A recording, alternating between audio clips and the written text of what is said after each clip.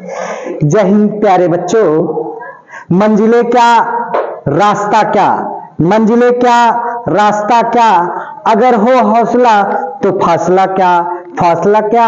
आइए आज एक हम नए सेशन की शुरुआत करते हैं जिसमें आपकी बात चलेगी फिजिक्स क्लास 12, जो आपको क्लास 12 एक ऐसी फिजिक्स, एक ऐसी आसान भाषा में मैं आपको पढ़ाने का प्रयास करता हूं जिसके बाद आपको फिजिक्स पढ़ने की जरूरत ना हो। और पूरे चैप्टर को मात्र मैं एक ही वीडियो में पूरा खत्म करने का प्रयास कर रहा हूं और इसके बाद आपको कहीं से भी नो कोचिंग, नो ट्यूशन करने की जरूरत पड़ेगी। टोटल का टोटल अगर मेरे साथ नोट्स बना लेते हैं तो फिर आपको किसी भी प्रकार की दिक्कत नहीं होगी। तो इसलिए आइए मैं आपके अपने इस आजमगढ़ की धरती को नमन करते हुए आपके जीवन ज्योति क्लासेस में मैं आपका स्वागत करता हूं और शुरुआत करता हूं आज की फिजिक्स। बहुत ज्यादा समय ना लेते हुए अगर वीडियो अच्छी लगेगी तो आप अपने मित्रों तक जरूर शेयर कीजिएगा, क्योंकि अभी शुरुआत हुई है, अभी तो पार्टी शुरू हुई है। तो चलिए आज की शुरुआत करते हैं। तो इसमें सबसे पहले बात आती है एक सवाल कि विद्युत आवेश है क्या। विद्युत आवेश क्या है? जो विद्युत आवेश की बात की जाए, विद्युत आवेश, देखिए कभी ना कभी किसी ना किसी चीज की खोज हुई होगी। ऐसे ही नहीं कि हम लोगों के बीच में आपकी बात आ जाए कि हम लोगों के बीच कोई चीज तुरंत से आ जाती, कुछ ना कुछ खोज होता है, खोज होने के बाद ही की बात चलती है। तो आज आपकी बात होगी जिसको हम इलेक्ट्रिक चार्ज कहते हैं। क्या कहते हैं? Electric charge. क्या कहते हैं? इलेक्ट्रिक चार्ज कहते हैं। तो इलेक्ट्रिक चार्ज क्या होती है, जरा इसके बारे में समझ लेते हैं। इलेक्ट्रिक चार्ज जो होता है, आज इसके बारे में हम आपसे अध्ययन करके बताएंगे कि आज से शुरुआत करते हैं फिजिक्स की विद्युत आवेश से, जिसका नाम होता है इलेक्ट्रिक चार्ज। क्या होता है नाम? Electric charge. तो किसी ना किसी चीज की कहीं ना कहीं किसी ना किसी समय पे क्या की गई होती है? खोज की गई होती है। और जब खोज की गई होती है तो थोड़ा से आज ध्यान दें, आज से कितने, आज से अगर बात करूं तो उससे लगभग कितने की वर्ष की बात होगी? लगभग, थोड़ा से मैं इसके अंदर जाऊंगा तो आपको बता दूं, आज से लगभग 2500 वर्ष पहले की बात है। 2500 वर्ष पहले की बात है। एक यूनान के दार्शनिक होते हैं। क्या होते हैं? यूनान के दार्शनिक। यूनान के दार्शनिक थे। दार्शनिक, आपकी बात होगी यूनान के दार्शनिक। अगर यूनान के दार्शनिक की बात की जाए, यूनान के दार्शनिक जिनका नाम क्या था? थेल्स। क्या नाम था? थेल्स। आज से लगभग 2500 साल पहले एक वैज्ञानिक यूनान के थे जिनका नाम था थेल्स, और उन्होंने कौन से पदार्थ पर रगड़ा था? तो वो एक पदार्थ था जिसका नाम था अंबर नामक पदार्थ। क्या नाम था? अंबर नामक पदार्थ। और जब उन्होंने अंबर नामक पदार्थ पर रगड़ा तो उसके बाद उनको हल्का से चार्ज महसूस हुआ, आवेश महसूस हुआ। आवेश जिसको या तो प्लस चार्ज होता है, जिसको हम प्लस क्यू कह सकते हैं और माइनस क्यू कह सकते हैं। यह चार्ज जब उन्हें महसूस होता है, लेकिन इसके बाद बता दूं, अंबर नामक पदार्थ को जब देखा गया तो इस पर आवेश पता तो चला, लेकिन इस पर 2500 साल के बाद 2000 वर्षों तक इस पर कोई ध्यान ही नहीं दिया कि कह रहे थेल्स आप क्या थे, इन्होंने पता नहीं क्या बताया था, और उस पर कोई ध्यान ही नहीं गया। यानी कि कितने 100 साल तक किसी ने ध्यान, 2000 वर्षों तक, कितने वर्षों तक? 2000 वर्षों तक इस पर कोई ध्यान नहीं दिया।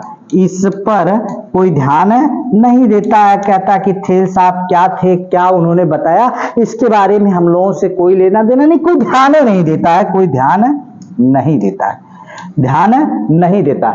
लेकिन फिर उसके बाद बात आती, फिर उसके बाद बात आती है, अगर बात करो तो सन 1600 ईस्वी में, कितने ईस्वी में, सन 1600 ईस्वी में एक वैज्ञानिक आते हैं। सन 1600 ईस्वी में एक इंग्लैंड के वैज्ञानिक, कहां के वैज्ञानिक, इंग्लैंड के, अगर बात की जाए तो कहां के थे, इंग्लैंड के वैज्ञानिक, ये के वैज्ञानिक जो आपको बता दें, जो इंग्लैंड के वैज्ञानिक थे इनका नाम था क्या, गिलबर्ट। क्या नाम था, गिलबर्ट साहब ने कहा कि नहीं, इस पर क्या मिलते हैं, आवेश होते हैं। तो आवेश की इन्होंने क्या कर दिया, पुष्टि कर दिया। कब किए, सन 1600 ईस्वी में। अगर बात की जाए तो सबसे पहले अगर बात की जाए कि आज से 2500 साल तक क्या किया गया, एकदम मैं तुरंत यही आपको याद करा देता हूं। 2500 साल तक, 2500 साल पहले की घटना है, बताया गया। एक कौन, यूनान के दार्शनिक जिनका नाम क्या था, थेल्स, उन्होंने क्या किया कि कहा कि आवेश, जिसको चार्ज के बारे में उन्होंने जानकारी दी, लेकिन उसके बाद उन पर कोई बहुत ध्यान नहीं दिया गया। कितने साल तक, 2000 वर्षों तक। उसके बाद सन 1600 में इसमें क्या हुआ, यह पुष्टि हो जाती है किसके द्वारा, इंग्लैंड के वैज्ञानिक गिलबर्ट के द्वारा, कि नहीं, आवेश होता है, आवेश होता है। और उन्होंने आवेश की पुष्टि कर दी। और जब आवेश की पुष्टि कर दी तो फिर उसके बाद आपकी बात आती है सन 1750 ईस्वी में। कितने में, 1750 ईस्वी में। अगर बात की जाए 1750 ईस्वी में एक वैज्ञानिक साहब और आते हैं। कौन आते हैं 1750 ईस्वी में, जो अमेरिकन वैज्ञानिक थे, जो आपके 1750 में कौन से वैज्ञानिक, अमेरिकन वैज्ञानिक, कौन से, 1750 में एक अमेरिकन वैज्ञानिक आते हैं जिनका नाम होता है फ्रैंकलिन। आपका कौन से होते हैं, फ्रैंकलिन साहब। ये आपके 1750 ईस्वी में आते हैं और इन्होंने कहा कि आवेश पर दो चार्ज होते हैं। कौन से चार्ज, एक प्लस चार्ज होता, पदार्थ पर जानकारी लेकिन नहीं आवेश होता। फिर 2000 वर्षों तक इस पर कोई ध्यान वान नहीं देता है कि आवेश होता है कि नहीं।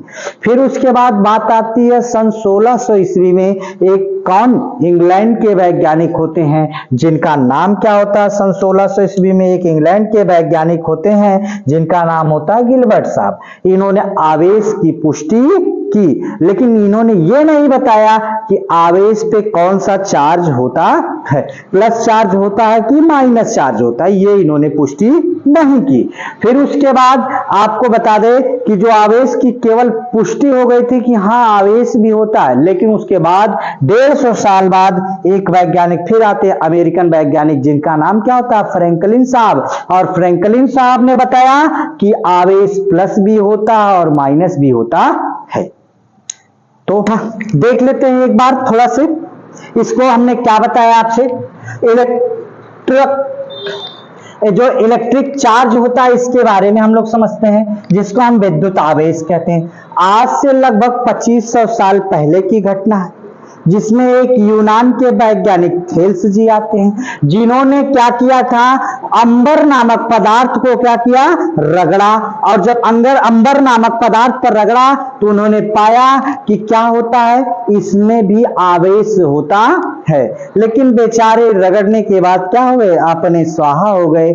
और उसके बाद बात आती है, आपकी घटना आती है कि 2000 वर्षों तक इस बात पर कोई ध्यान वान नहीं देते हैं। और लेकिन आपकी बात आती है सन 1600 ईस्वी में एक वैज्ञानिक होते हैं जिनका नाम क्या होता है, गिलबर्ट साहब। गिलबर्ट साहब ने 1600 ईस्वी में इन्होंने क्या किया कि आवेश होता है, इसकी इन्होंने क्या कर दी, पुष्टि कर दी। और जब आवेश होता है तो इन्होंने इस पर पुष्टि की, लेकिन फिर भी आवेश पे कौन से चार्ज होते हैं इसकी पुष्टि नहीं कर पाते हैं। और उसके बाद 150 साल तक, 150 वर्ष बाद एक अमेरिकन वैज्ञानिक आते हैं, फ्रैंकलिन साहब, उन्होंने देखा कि नहीं, इस पे दो चार्ज होते हैं, एक प्लस चार्ज होता है और एक माइनस चार्ज होता है, जिसको हम क्या कहते हैं, धनात्मक और ऋणात्मक। जैसे इलेक्ट्रॉन पर क्या होता है, माइनस चार्ज होता है, जबकि प्रोटॉन पर कौन सा चार्ज होता है, प्लस चार्ज होता है। अगर इतनी बात समझ में आ गई हो तो फिर मैं आगे बढ़ता हूं। चलिए एक चीज जानिएगा विद्युत आवेश के बारे में। विद्युत आवेश आखिर है क्या? एक चीज जानिएगा, किसी पदार्थ का वह गुण, किसी पदार्थ का वह गुण जिसके कारण उसमें विद्युत तथा चुंबकीय प्रभाव उत्पन्न होता है। आवेश में अगर कोई पूछे ये आवेश हो तो इसमें कौन कौन से गुण उत्पन्न होते हैं, या तो विद्युत गुण उत्पन्न होता है या वैद्युत गुण उत्पन्न होता है। आपका वैद्युत गुण, या तो फिर कौन सा गुण उत्पन्न हो सकता है, या तो चुंबकीय गुण उत्पन्न होता है। कौन सा गुण उत्पन्न होता है, चुंबकीय गुण उत्पन्न होता है। आपको बता दूं कि वैद्युत आवेश जो परिभाषा होती है, इसकी बात करूं तो थोड़ा से ध्यान दीजिए कि किसी पदार्थ का वह गुण जिसके कारण उसमें विद्युत तथा चुंबकीय प्रभाव उत्पन्न होते हैं, उसे ही हम क्या कहते हैं, विद्युत आवेश कहते हैं। इसे Q से प्रदर्शित करते हैं। किससे प्रदर्शित करते हैं? इसे Q से प्रदर्शित करते हैं। Q से प्रदर्शित करते हैं। Q बराबर क्या जानते हैं, एक फार्मूला होता है N इंटू E, या फिर इसी का एक फार्मूला होता है, अगर बात की जाए Q बराबर N इंटू E या I इंटू T। ये मोस्ट इंपॉर्टेंट फार्मूला है, पहले सवाल यहीं से लगते हैं। अगर यहीं से सवाल लगते हैं तो थोड़ा से मैं इसके बारे में आपसे बात कर लूं तो यहां से जहां Q क्या होता है, आवेश होता, क्या होता, Q आवेश होता है, और N क्या होता है, इलेक्ट्रॉनों की संख्या होती है, इलेक्ट्रॉनों की संख्या होती है, की संख्या होती है। यहां से देखिए इलेक्ट्रॉनों की संख्या होती है, क्या होती है, इलेक्ट्रॉनों की संख्या होती है। और वहीं पे आपकी बात करूं तो आपका क्या हो जाएगा, यहां से यह आपकी बात होगी I क्या, E क्या होता है, E क्या होता है, आवेश होता है, क्या होता है, आवेश होता है। इसका मान कितना होता है, आपकी बात की जाए तो 1.6 × 10⁻⁻19 क्या होता है, कूलाम। कितना होता है, 1.6 × 10⁻⁻19 कूलाम। और I क्या होता है, I क्या होता है, आपको बता दें, धारा होती है, क्या होती है, धारा। और T क्या होती है, तो T जो होता है आपका, T यहां से बात करो तो क्या हो जाती है, समय होता है। तो यहां से T क्या होता है, समय होता है। अगर इसकी बात इतनी समझ में आ गई हो तो आवेश क्या होता है, अगर किसी पदार्थ का वह गुण जिसके कारण उसमें विद्युत तथा चुंबकीय क्षेत्र उत्पन्न होते हैं, क्या कहलाता है, विद्युत आवेश कहलाता है। एक बार आंख मूंदिए और मेरे साथ बोलिए, किसी पदार्थ का वह गुण जिसके कारण उसमें विद्युत तथा चुंबकीय गुण उत्पन्न होता है, क्या कहलाता है, विद्युत आवेश कहलाता है। और विद्युत और चुंबकीय आवेश उत्पन्न होता है, वह क्या कहलाता है, विद्युत आवेश कहलाता है। अगर विद्युत आवेश कहलाता तो Q बराबर आप फार्मूला जानते हैं, N इंटू E या I इंटू T। Q क्या होता है, इलेक्ट्रॉनों की संख्या, E क्या होता है, आवेश होता, I क्या होता है, धारा होती है, T क्या होता है, समय होता है। अगर इतनी बात हो जाए तो मैं आपको बात करूं कि आवेश में कौन से गुण पाए जाते हैं, क्या उत्पन्न होते हैं, तो वैद्युत गुण उत्पन्न होते हैं। और कौन से गुण उत्पन्न होते हैं, चुंबकीय गुण उत्पन्न होते हैं। अगर ये भी बात समझ में आ गई हो तो मेरे साथ केवल प्यारा सा एक नोट्स बनाते चलिएगा, जिससे बड़ा ही आपका आसान हो जाएगा।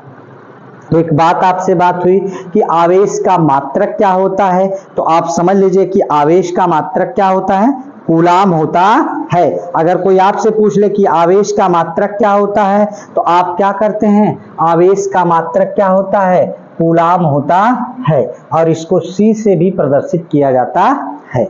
आवेश का मात्रक क्या होता है? कूलाम होता है और इसको C से भी प्रदर्शित किया जा सकता है। अब आपकी बात आएगी तो थोड़ा सा करते हैं इसमें वैद्युत आवेश का संरक्षण। देखिए आवेश जो होता है विद्युत आवेश, अगर आपसे दूसरी हेडिंग पूछी जाए कि विद्युत आवेश क्या होता है, तो आवेश को ना तो उत्पन्न किया जा सकता है और ना ही आवेश को नष्ट किया जा सकता है, केवल एक रूप से दूसरे रूप में रूपांतरित किया जा सकता है। कि मान लीजिए इसके एक पे प्लस चार्ज हो और दूसरे पे क्या होगा? माइनस चार्ज होगा। अगर यही प्लस चार्ज और माइनस चार्ज, अगर एक पर प्लस चार्ज हो और दूसरे पर क्या होगा? माइनस चार्ज होगा, तो ये क्या करते हैं? ये अपने देते हैं, जबकि आपको ये त्यागते हैं इलेक्ट्रॉनों को, जबकि ये क्या करते हैं? आपके इलेक्ट्रॉनों को ग्रहण करते हैं।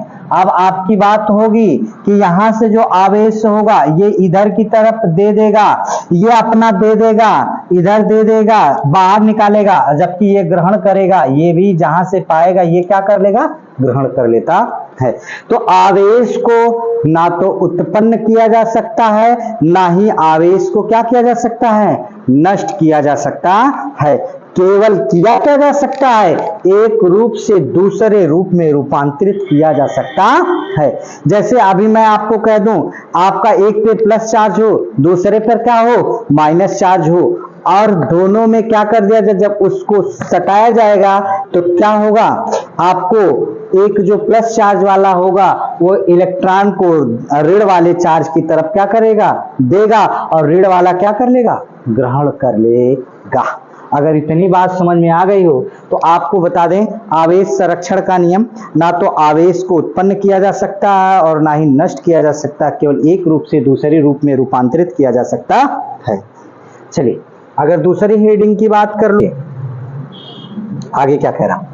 मूल आवेशों की क्वांटम प्रकृति। मूल आवेशों की क्या करना है? क्वांटम प्रकृति, अर्थात विद्युत आवेश को अनिश्चित रूप, यहां से देखिए विद्युत आवेश को क्या करते हैं? अनिश्चित रूप से विभाजित नहीं किया जा सकता। विद्युत आवेश को अनिश्चित रूप से विभाजित नहीं किया जा सकता, और आवेश के इस गुण को ही आवेश का क्वांटीकरण कहते हैं, या फिर परमाणुकता भी कहते हैं। या आवेश जो होता मूल आवेश का क्वांटम प्रकृति, यानी कि इसको कभी भी आवेश को समझेगा विद्युत आवेश को अनिश्चित रूप से, मतलब जैसे इसमें इलेक्ट्रॉन होता है, अगर मैं बात करूं इलेक्ट्रॉन होता है, इस पे क्या होता है? प्लस चार्ज होता है। इलेक्ट्रॉन जिसका मान 1.6 गुणे 10 की पावर कितना होता है? -19 होता है।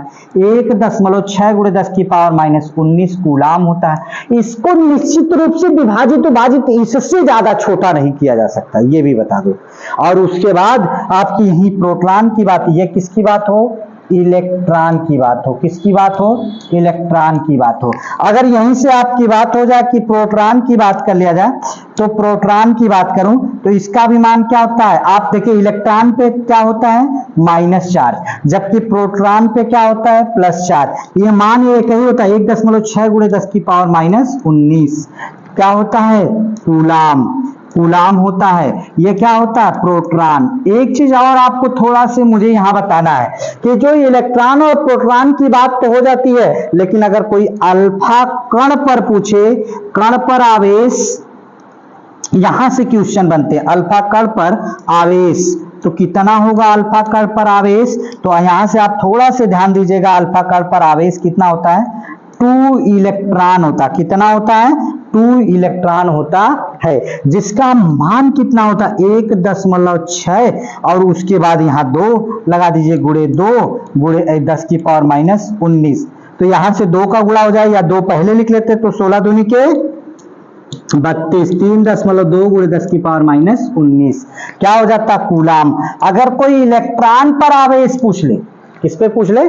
इलेक्ट्रॉन पर आवेश पूछे, तो आप कितना बताते हैं? -1.6 × 10⁻⁻19 आपका जो कूलाम होता है। जबकि कोई प्रोटॉन पर आवेश पूछे तो कितना बताते, 1.6 × 10⁻⁻19 कूलाम, और यह धनात्मक में होता है। जबकि अगर कोई अल्फा कण पर आवेश पूछे, अल्फा कण पे अगर किसी भी तत्व के नाभिक से यदि एक अल्फा कण निकलता है तो उसमें आपकी बात होती है, किसी भी तत्व के नाभिक से यदि एक अल्फा कण निकलता है तो यानी कि वो एक हीलियम की कमी कर देता है, यानी कि 2 इलेक्ट्रॉन लेकर जाता है और कितने 4 द्रव्यमान संख्या को लेकर जाता है। यही अल्फा कण के बराबर होता है। अगर इतनी बात समझ में आ गई हो तो बताइए, हीलियम का मतलब जैसे अगर यही मैंने आप कह दिया कि सोडियम, सोडियम क्या हो गया, सोडियम 11, और मैंने इससे क्या निकाल लिया, एक अल्फा कण निकाला। तो जब मैं इससे अल्फा कण निकाल रहा हूं यहां पर, तो यह अल्फा कण निकलेगा तो परमाणु क्रमांक में कितने की कमी हो जाएगी, 2 की कमी हो जाएगी। और परमाणु क्रमांक में 2 की कमी होगी, द्रव्यमान संख्या में कितने की कमी हो जाएगी, 4 की कमी हो जाती है, और एक हीलियम नाभिक का निर्माण हो जाता है।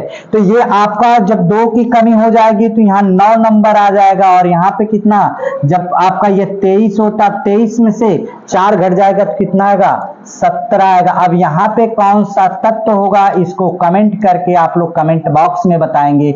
यहाँ 2 हीलियम नाभिक निकलता है और ये परमाणु क्रमांक 4 यही निकल जाता है अगर किसी भी तत्व से अल्फा कण निकलता है। तो ये कहने का मतलब क्या है कि मूल आवेश का क्वांटम प्राकृतिक, ये मूल आवेश जो होते हैं इसको हम विभाजित नहीं कर सकते, यानी कि कहने का मतलब विद्युत आवेश को अनिश्चित रूप से विभाजित नहीं किया जा सकता। आवेश को इसके गुणों के आवेश का ही क्वांटमीकरण कहलाता है। तो ये केवल आपको ये तो परिभाषा दी गई, लेकिन मोस्ट इंपॉर्टेंट अगर कोई चीज पूछी जाए तो ये है और ये है। अभी न्यूमेरिकल लगाने में ये आपको बड़ी ही मदद करने वाले हैं। अगर ये चीजें आपकी पता चल गई हो तो फिर मैं आपकी बात करता हूं, जो अब तक के सबसे इंपॉर्टेंट परिभाषा है उसकी बात करूं। देखिए, इस चैप्टर की आपको ये चैप्टर की सबसे इंपॉर्टेंट परिभाषा BIMP आपको बता दे, वेरी वेरी इंपॉर्टेंट प्रश्न लगाइएगा इसको, BIMP वेरी इंपॉर्टेंट प्रश्न। इस चैप्टर से अगर पूछेगा तो यही आपसे पूछ लेगा, यानी कि आप समझिएगा इस चैप्टर की परिभाषा अगर इसको पूछा जाएगा, ये आप देखिएगा, ये +Q भी हो सकता है और ये -Q भी हो सकता है, और हो सकता है कि ये दोनों समान समान भी हो सके। एक चीज और बता दूं, थोड़ा सा विद्युत आवेश के बारे में बता दो कि क्या होता है, उसके बारे में थोड़ा सा जानकारी आप ले लीजिए, क्योंकि आप जानिएगा अगर प्लस आवेश होगा, ये भी प्लस और ये भी प्लस, तो ये क्या कर जाएंगे, थोड़ा सा इसको जमा समझिएगा, क्योंकि ये भी देने वाला और ये भी देने वाला, दोनों देने वाले हैं। तो जब दोनों देने वाले हैं तो यहां से अगर बात करूं तो ये भी प्लस और ये भी प्लस, तो ये भी देने वाला है, ये आपका दोनों देने वाले ही हैं। अगर ये देने वाले ही हैं सभी लोग तो क्या होंगे, प्रतिकर्षित करते हैं। क्या करते हैं, प्रतिकर्षित करते हैं। क्या करते हैं, प्रतिकर्षित करते हैं, प्रतिकर्षित करते हैं। अगर यहीं पे ये प्रतिकर्षित करते हैं, अगर प्लस प्लस होगा तो प्रतिकर्षित करेगा, और अगर यहीं पे माइनस माइनस आवेश हो तो यह भी आपका करेगा, यह भी बेचारा भिखारी, और फिर उसके बाद क्या होगा, यह भी बेचारा क्या हो जाएगा, भिखारी रह जाएगा। और जब भिखारी ही रहेंगे तो दोनों क्या कर रहे हैं, ये इसको भी चाहिए, इसको भी चाहिए, इसको भी चाहिए, इसको भी चाहिए, इसको भी चाहिए, तो ये अभी आपको इसको भी चाहिए और इसको भी चाहिए, इसको भी चाहिए, इसको भी चाहिए, इसको भी चाहिए, तो सबको चाहिए ही, तो ये दूसरे को क्या करेंगे, ये भी प्रतिकर्षित करते हैं। मतलब क्या हुआ, आवेश समान होता है तो क्या करते हैं, प्रतिकर्षित करते हैं। अगर यहीं पर आवेश क्या होता है, विपरीत होता है, क्या होता है आवेश, विपरीत होता है। अगर ये प्लस चार्ज हो जाए और ये माइनस चार्ज, और ये आवेश क्या हो जाए तो ये क्या करेगा, इसको आप देखिए ये क्या करता है प्लस चार्ज वाला, ये जब आपका क्या करेगा ऋण वाले की तरफ देता है। यानी कि आपकी बात कर लेते हैं, यहां से देखिए ये प्लस चार्ज है और एक माइनस चार्ज, यानी कि ये वाला देता है आपका, हमेशा देता है। तो यहां से आपका क्या करता है, ये आप इधर जाएंगे, ये देता है त्यागता है, जबकि ये क्या करते हैं ग्रहण करते हैं। इसलिए क्या करते हैं, आकर्षित करते हैं, आकर्षित करते हैं। ये आपका क्या करते हैं, आकर्षित करते हैं। यानी कि अब आपकी बात आती है कूलाम का नियम। समान आवेश होगा तो क्या करते हैं, ये आकर्षित नहीं प्रतिकर्षित करते हैं, और विपरीत आवेश होता है तो क्या करते हैं, ये आकर्षित करते हैं। अगर इतनी बातें आपको समझ में आ गई तो एक नाम आता है कूलाम का नियम। अब सुन लीजिए इस कूलाम का नियम, ये इनके बीच की दूरी क्या होती है, आर होती है। अब परिभाषा सुनिएगा, परिभाषा एकदम याद होना चाहिए। दो बिंदु आवेश, दो बिंदु आवेश के बीच लगने वाला, देखिए ये दो बिंदु आवेश के बीच लगने वाला आकर्षण बल, यानी कि विपरीत आवेश हो या प्रतिकर्षण बल, या फिर उसके बाद क्या होता है वो समान आवेश, प्रतिकर्षण का मतलब समान आवेश हो और आकर्षण का मतलब क्या हो, विपरीत आवेश हो। तो फिर से परिभाषा समझिएगा, दो बिंदु आवेश जिनके बीच लगने वाला आकर्षण बल या प्रतिकर्षण बल दोनों आवेशों के गुणनफल के अनुक्रमानुपाती होता है। दोनों आवेशों के गुणनफल के अनुक्रमानुपाती होता है, यानी कि लगने वाला बल या प्रोपोर्शनल आपका क्या होता है, Q1 Q2, दोनों आवेशों के बीच लगने वाले बल के अनुक्रमानुपाती होता है, तथा उनके बीच की दूरी के वर्ग के व्युत्क्रमानुपाती होता है, तथा उनके बीच की दूरी के वर्ग के व्युत्क्रमानुपाती होता है। अगर मैं इस प्रोपोर्शनल का चिन्ह हटाऊं तो यहां से यह प्रोपोर्शनल क्या होगा, Q1 Q2 अपान R स्क्वायर। अब F बराबर क्या होगा, जब ये प्रोपोर्शनल का चिन्ह हटता है तो K लग जाता है, तो Q1 Q2 बटा R स्क्वायर। और इसी K को, अगर इसी K की बात करें तो इस K का मान क्या होता है, 1/4 पाई एप्सिलॉन 0। इसी का मान होता है 10 × 10 की पावर माइनस, आपका कितना होता है, 10 × 10 की पावर कितनी हो जाती है, 9 हो जाता है। तो ये जो एप्सिलॉन 0 का मान आता है 10 की पावर 9 हो जाती है। तो अब आप ध्यान से समझिएगा, यही चिन्ह हटाते हैं तो F बराबर क्या हो जाता है, K की जगह आप क्या लिख सकते हैं, 1/4 पाई एप्सिलॉन 0 Q1 Q2 बटा R स्क्वायर। अब परिभाषा सुनिएगा, क्या परिभाषा है, दो बिंदु आवेशों के बीच लगने वाला आकर्षण बल अथवा प्रतिकर्षण बल दोनों आवेशों के गुणनफल के अनुक्रमानुपाती होता है, तथा उनके बीच की दूरी के वर्ग के व्युत्क्रमानुपाती होता है। तो इसे ही हम क्या कहते हैं, आपका कूलाम का नियम कहते हैं। तो परिभाषा समझिएगा, दो बिंदु आवेशों के बीच लगने वाले आकर्षण अथवा प्रतिकर्षण बल दोनों आवेशों की मात्राओं के गुणनफल के अनुक्रमानुपाती तथा उनके बीच की दूरी के वर्ग के व्युत्क्रमानुपाती होता है। तो ये आपका अगर इतना हो गया तो इसको भी नोट कर लीजिएगा, ये वेरी इंपॉर्टेंट है कूलाम का नियम। कौन सा, कूलाम का नियम बहुत ही इंपॉर्टेंट है इस चैप्टर से। अगर इतनी चीजें आपकी बात हो गई हो तो थोड़ा से मैं आप जानते हैं, आगे बढ़ते हैं। देखिए ये अभी इसको हम क्या पढ़ते हैं, अपसाइलन जीरो। क्या पढ़ते हैं? Epsilon zero. अगर इतनी चीजें हो गई हो तो फिर मैं आपसे चलता हूं। देखिए ये आपको इस तरीके से लिख दिया गया है, लेकिन इसको शुद्ध रूप से क्या, अपसाइलन जीरो का अंकित मान। यहां अगर इसको हेडिंग बनाया जाए तो अपसाइलन जीरो का अंकित मान, कौन सा मान? अंकित मान। क्या करें? अपसाइलन जीरो का अंकित मान, क्योंकि अब निकालना है हमको अपसाइलन जीरो का अंकित मान।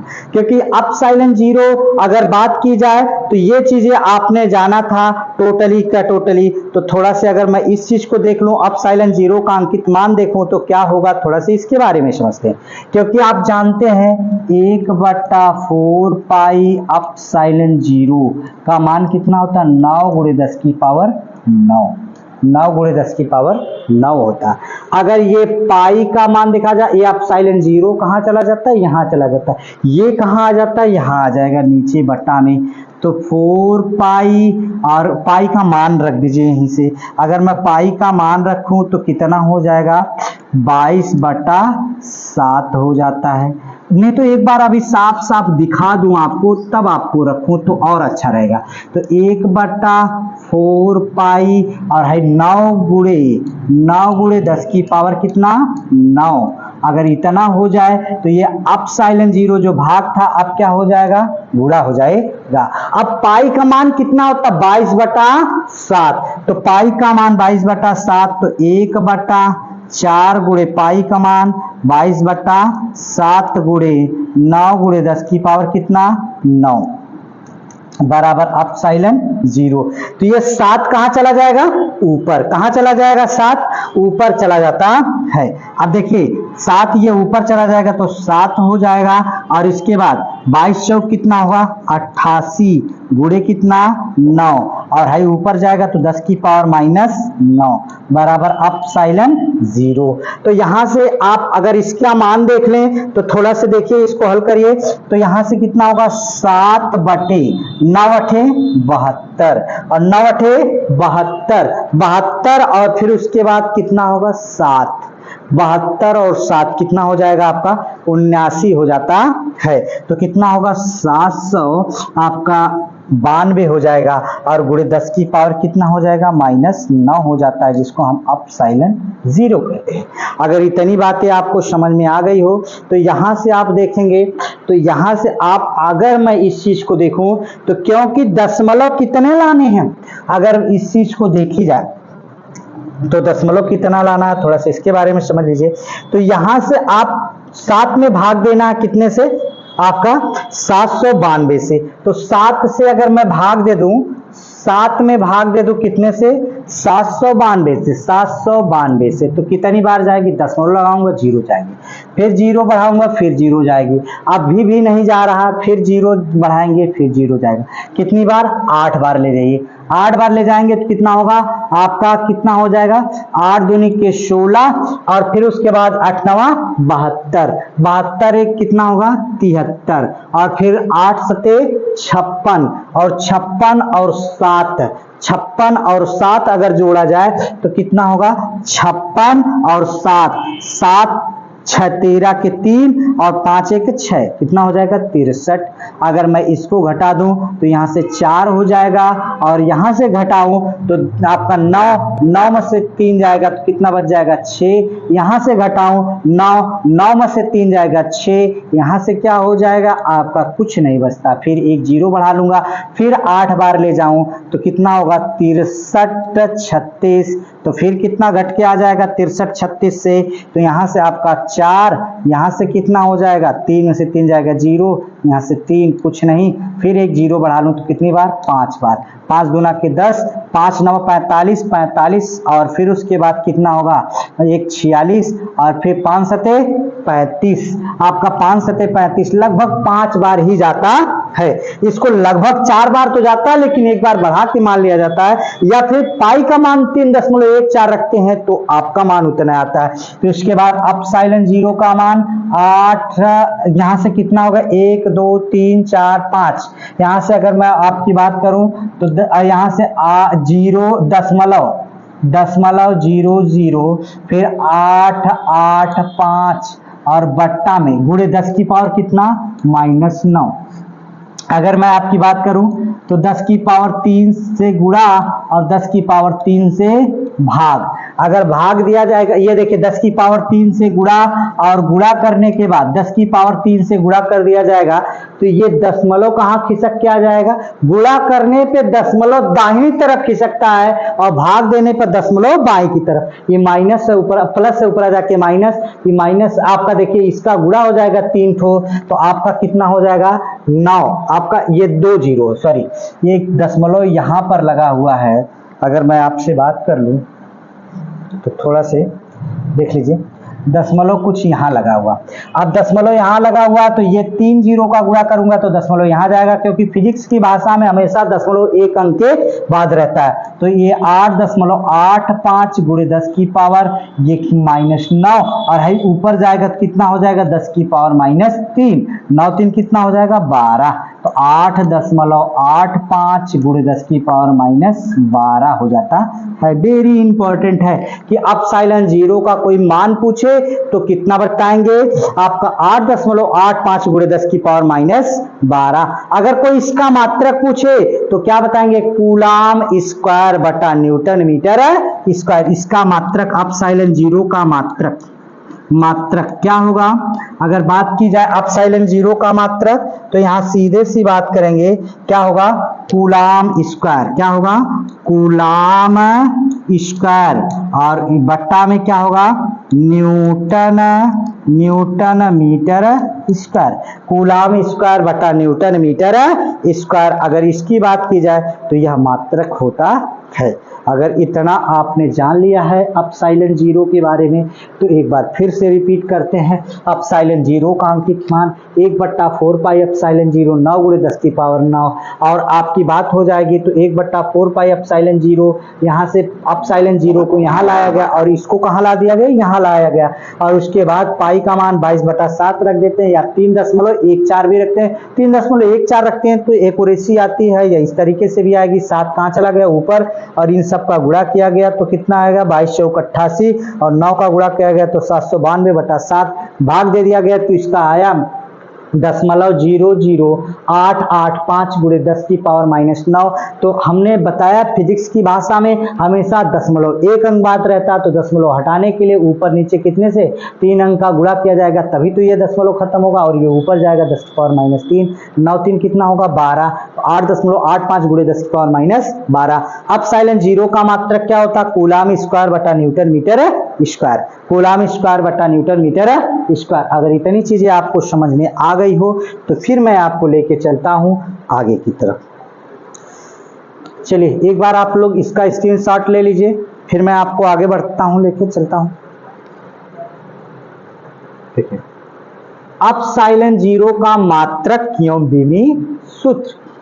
ये देखिए आपकी बात होगी कि एप्सिलॉन 0 का मात्रक एवं विमीय सूत्र। कौन सा मात्रक, एप्सिलॉन 0 का मात्रक एवं विमीय सूत्र। अगर बात की जाए तो एप्सिलॉन 0 का मात्रक, अगर बात की जाए तो मात्रक की बात हुई तो अभी मैंने मात्रक आपको लिखाया है, क्या लिखाया है आप पता होना चाहिए कि क्या लिखा है, कूलाम स्क्वायर। क्या होता है कूलाम स्क्वायर बट्टा क्या होता है newton metre square. Coulomb square बटा न्यूटन मीटर स्क्वायर।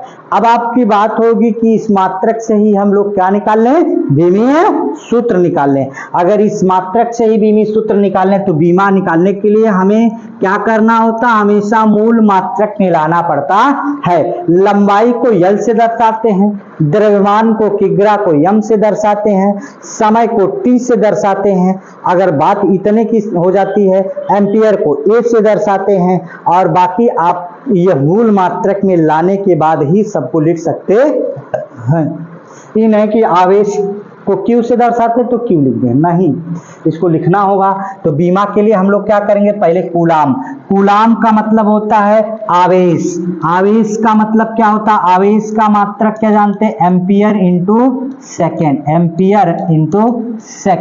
क्या जानते हैं आवेश का मात्रक? Ampere into second. Ampere into second अगर जानते हैं तो इस कूलाम को हम क्या लिख सकते हैं? एम्पियर इंटू सेकेंड, सेकेंड का स्क्वायर पूरे के बटा बल का मात्रक, द्रव्यमान का मात्रक, वो बल का मात्रक क्या होता है? न्यूटन। न्यूटन बल बराबर क्या होता है? द्रव्यमान गुणे त्वरण। क्या होता है बल बराबर? यही लिख दिया जाए, बल बराबर द्रव्यमान गुणे त्वरण। त्वरण तो यहां से हम लोग न्यूटन बराबर क्या होगा? द्रव्यमान गुणे क्या कह सकते हैं? त्वरण।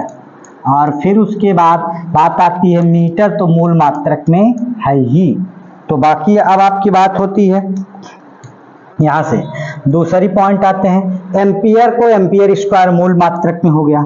एम्पियर ये इंपॉर्टेंट है, ampere square into second square, ampere square into second square बट्टा में द्रव्यमान को हम लोग क्या कह सकते हैं? किग्रा। क्या कह सकते हैं? किग्रा। और त्वरण को क्या लिख सकते हैं? मीटर प्रति सेकेंड स्क्वायर, मीटर प्रति सेकेंड स्क्वायर। और इसको क्या लिख सकते हैं? मीटर स्क्वायर, ये मीटर स्क्वायर। अगर आपकी बात करें तो एम्पियर स्क्वायर ऐसे ही रहेगा, सेकेंड की घाते कितना होगा? 2 होगा, यही रहेगा। किग्रा, द्रव्यमान को हम लोग किग्रा में कहेंगे, ये भी मूल मात्रक में। ये सेकेंड कहां चला जाएगा? ऊपर। कहां चला जाएगा? सेकेंड कहां चला जाएगा? ऊपर चला जाता है। अगर यह सेकेंड ऊपर चला जाता तो थोड़ा सा देख लीजिए, तो क्या हो जाएगा? Ampere square into second, second की घाते 2 पूरे के बटा 2 नहीं, ये बल्कि कितना हो जाएगा? 4। और ये किग्रा, किग्रा और इसके बाद क्या होगा? मीटर की घाते 3। तो क्या हम लोग कर सकते हैं? थोड़ा से ध्यान दीजिए यहाँ से। अगर मैं इसकी बात करूं तो ध्यान से समझिएगा कि यह क्या हो गया है। एम्पियर को आप दर्शाएं तो किससे दर्शाते हैं? ए का स्क्वायर। और सेकेंड को दर्शाएं तो कितना? टी की घाते 4 बटा किग्रा को दर्शाएं तो किससे दर्शाते हैं? यम। मीटर को दर्शाएं तो यल की घाते 3। अब देखिए ये क्या हो जाएगा? यहाँ से ऊपर जाए तो क्या होगा? यम की घाते -1, यल की घाते -3 और फिर उसके बाद क्या होगा? ए स्क्वायर टी की घाते 4 कितना होगा? यम की घाते -1, यल की घाते -3, ए स्क्वायर और टी की घाते 4। अगर इतनी चीजें आपको समझ में आ गई हो तो फिर उसके बाद मैं आगे बढ़ूं। वैसे लिखने को तो टी को पहले लिखा जाता है, बाद में ए को लिख लिया जाता है। टी की घाते कितना लिख देता हूं? 4 और फिर उसके बाद कितना हो जाएगा? ए स्क्वायर। यानी कि अगर आपसे कोई एप्सिलॉन 0 का मात्रक पूछे तो आप सीधे बताएंगे कूलम स्क्वायर बटा न्यूटन मीटर स्क्वायर। फिर उसके बाद अगर इसकी कोई बीमा पूछे या मूल मात्रक में पूछे तो इसको क्या कह सकते हैं आप जानिए? एम्पियर स्क्वायर सेकेंड की घाते 4, किग्रा मीटर की घाते 3। या बीमा के रूप में पूछे तो एम्पियर को देखिए यहां से आपका ए का स्क्वायर और सेकेंड को 4 की घाते, द्रव्यमान को यम से और मीटर को एल से दर्शाते। ये दोनों प्लस है, ऊपर जाके माइनस, यम की घाते -1, यल की घाते -3, टी की घाते 4, ए स्क्वायर। तो एम की घाते -1, एल की घाते -3, टी की घाते 4 और ए स्क्वायर। इसी का बीमा हो जाती है। अगर इतनी चीजें आपको समझ में आ गई हो तो फिर मैं आगे बढ़ता हूं।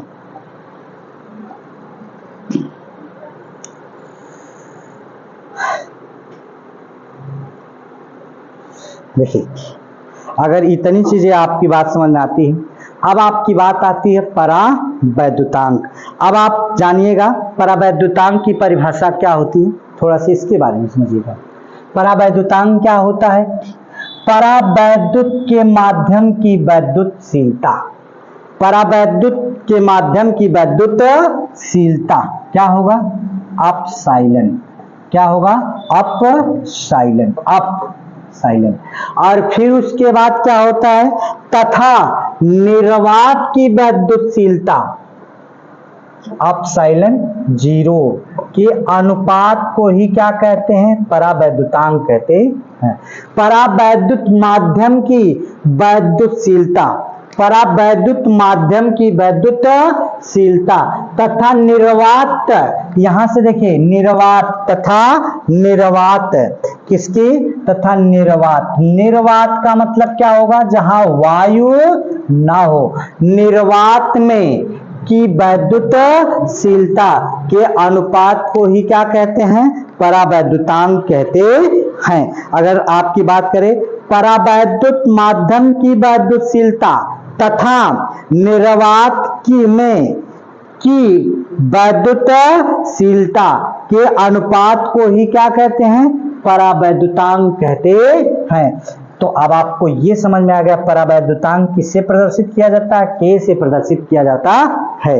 अगर आपकी बात होगी तो ये कोई माध्यम होगा, अर्थात माध्यम में वैद्युतशीलता, माध्यम चाहे वह जल हो सकता है, या तो पानी हो सकता है, या तो वायु हो सकता है, या फिर कांच हो सकती है, ऐसे में वैद्युतशीलता।